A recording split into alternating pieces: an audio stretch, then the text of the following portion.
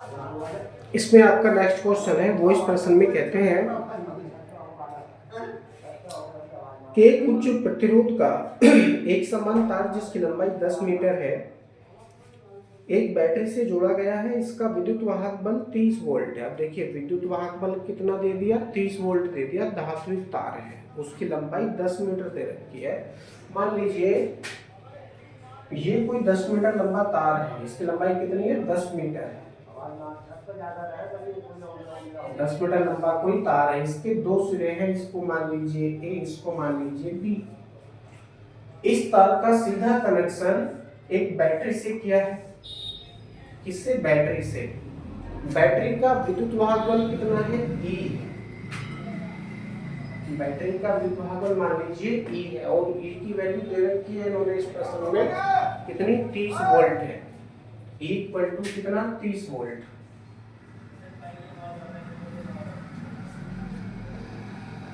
विद्युत वाहक बल E इक्वल टू 30 वोल्ट इन्होंने दे रखा है प्रश्न में। 10 मीटर का तार है, तो जितना इस तार बैटरी का विद्युत वाहक बल होगा, जितना इस तार बैटरी का विद्युत वाहक बल होगा, तार ए बी के सिरों पर लगने वाला विभवांतर भी 30 वोल्ट ही होगा। क्यों, क्योंकि बंद परिपथ बन रहा है। तो मैं लिख सकता हूं V इक्वल टू 30 वोल्ट। तार के सिरों पर लगने वाला विभवांतर भी कितना होगा, 30 वोल्ट ही होगा। पूछते हैं हमसे आगे,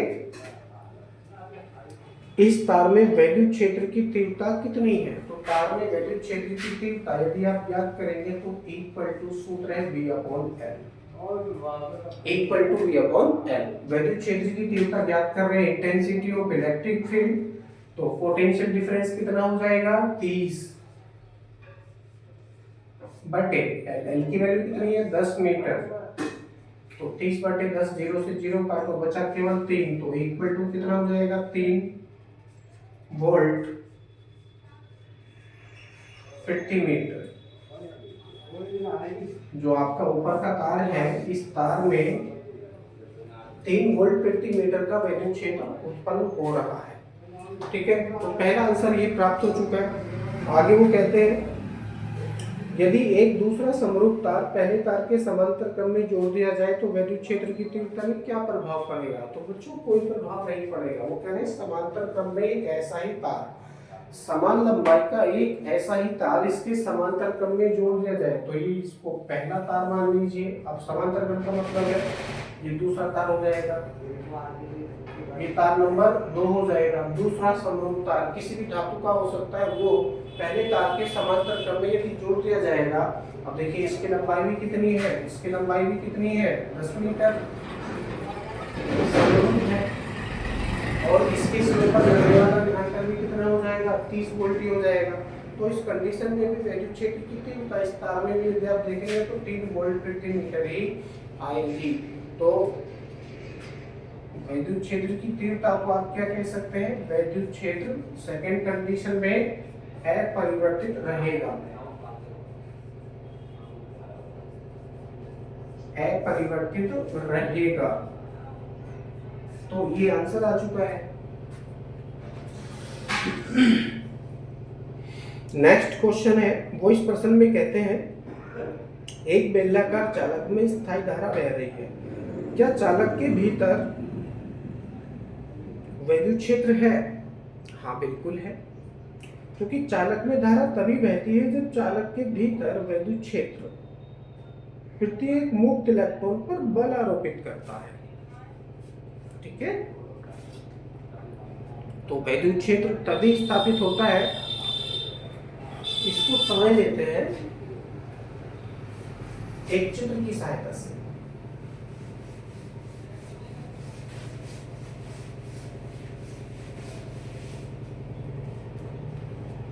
मान लीजिए ये इतना मोटा तार है, ये क्या है, तार है, ये इसका ए सिरा हो गया तार का, ठीक है, ये इसका बी सिरा हो गया। इसमें इलेक्ट्रॉन है जहां तहां बिखरे पड़े हैं, वो अनियमित गति कर रहे हैं। कैसी, अनियमित गति कर रहे हैं, मुक्त इलेक्ट्रॉन है। एनियमिक गति कर रहे हैं, कोई भी इलेक्ट्रॉन किसी भी दिशा में जा सकता है। कब? जब इसके सिरों पर किसी प्रकार का कोई भी विभवांतर स्थापित नहीं है, यानी कोई बैटरी से ये नहीं जुड़ा है, इसमें किसी प्रकार का कोई भी आवेश नहीं है, किसी प्रकार का कोई भी वैद्युतिक क्षेत्र नहीं है। तो इक्वल टू क्या है इस कंडीशन में? 0 तथा v इक्वल टू क्या है? जब इक्वल टू 0 है तो v इक्वल टू कितना होगा? ये भी 0 होगा। तार की लंबाई मान लीजिए स्मॉल है, तो v इक्वल टू 0 है तो इक्वल टू 0 है। तो इस कंडीशन में इलेक्ट्रॉनों की अणु जो गति है वो अनियमित गति होगी, इस पर किसी प्रकार का कोई बल नहीं लगेगा।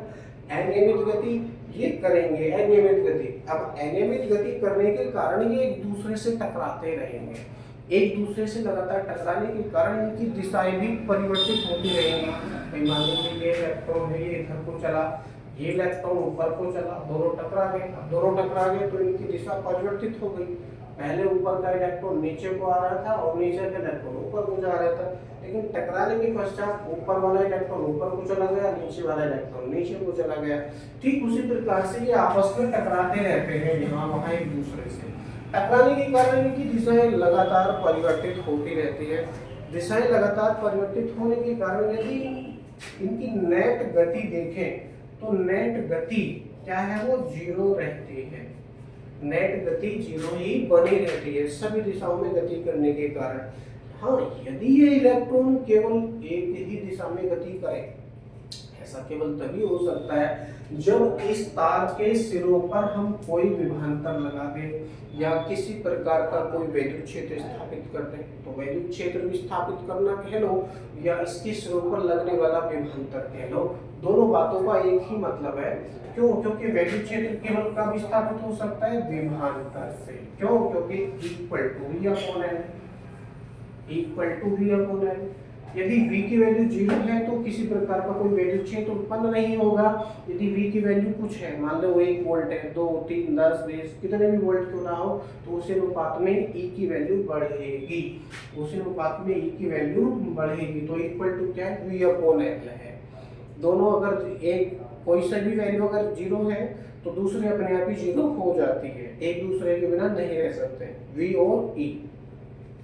ठीक है, तो उस कंडीशन में जब किसी प्रकार का कोई भी वोल्टेज नहीं है तो ये अनियमित गति कर रहे हैं, अनियमित गति कर रहे हैं। लेकिन जैसे ही तार ए बी के सिरों पर आपने कोई बैटरी लगा दी, मान लो ये 100 वोल्ट की बैटरी आपने लगा दी, 100 वोल्ट की बैटरी आपने लगा दी, तो 100 वोल्ट का विभवांतर तार ए बी के सिरों पर लग जाएगा। और मान लो इस तार की लंबाई कितनी है? 5 मीटर है, 5 मीटर है।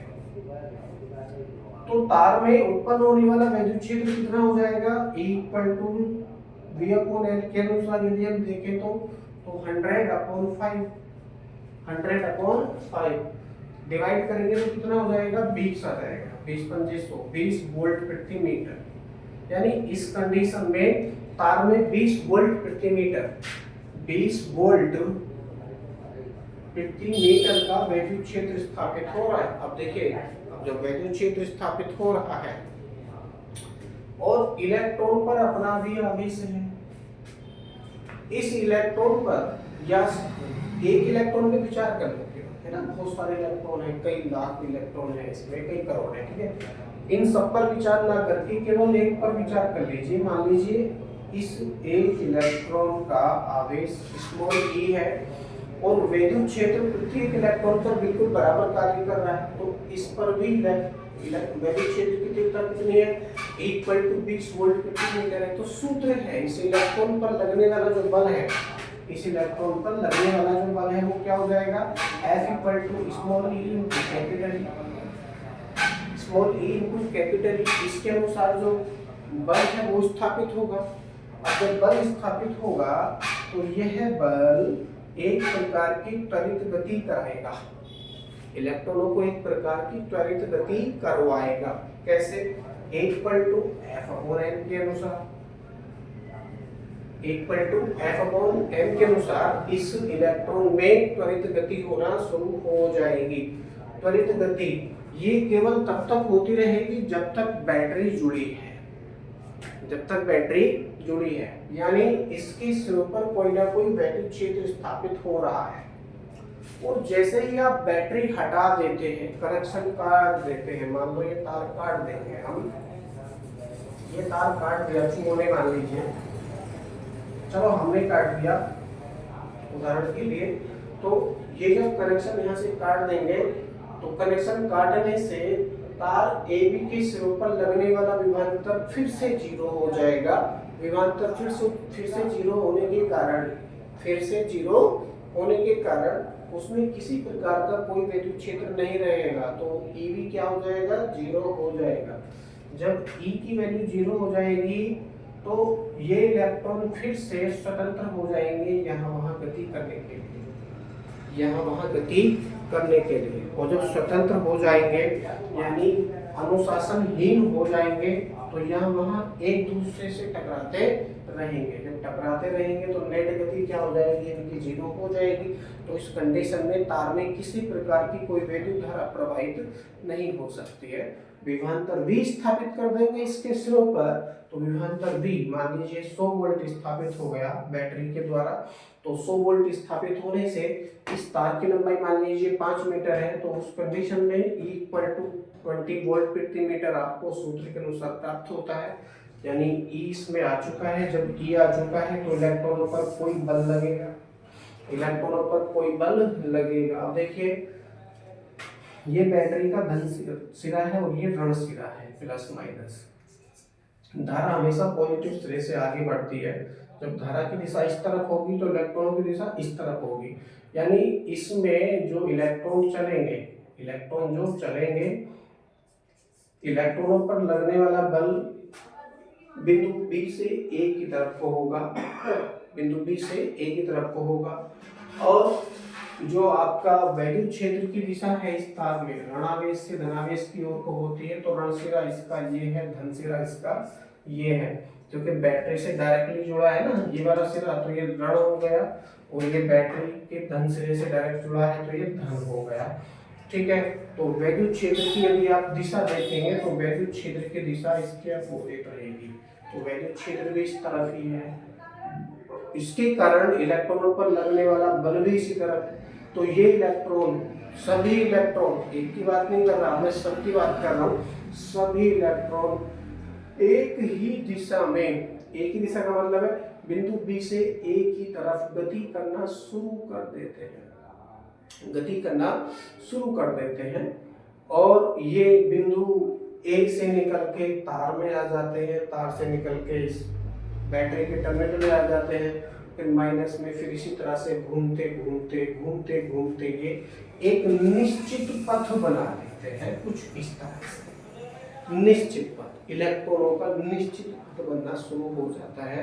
जब कोई भी इलेक्ट्रॉन निश्चित पथ पर गति करते हैं, जब सभी मुक्त इलेक्ट्रॉन एक निश्चित पथ पर गति करते हैं, किसी भी धात्विक तार में वैद्युत धारा प्रवाह तभी हो सकता है।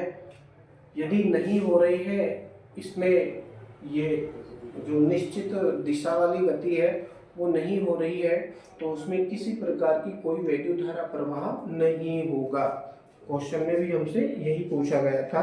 एक बेलनाकार चालक में स्थायी धारा बह रही है। स्थायी का मतलब है परिवर्तन नहीं हो रहा धारा का। पहले 1 एम्पियर थी तो बाद में भी 1 ही एम्पियर उसमें प्रवाहित हो रही है, यानी धारा घट नहीं रही और ना बढ़ रही है, स्थायी बनी हुई है। क्या चालक के भीतर वैद्युत क्षेत्र है? हाँ बिल्कुल है।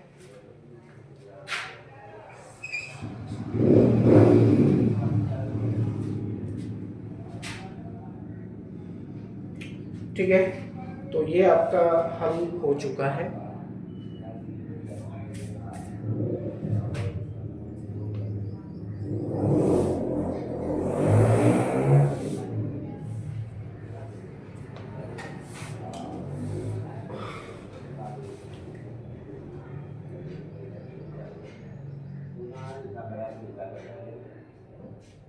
Thank you.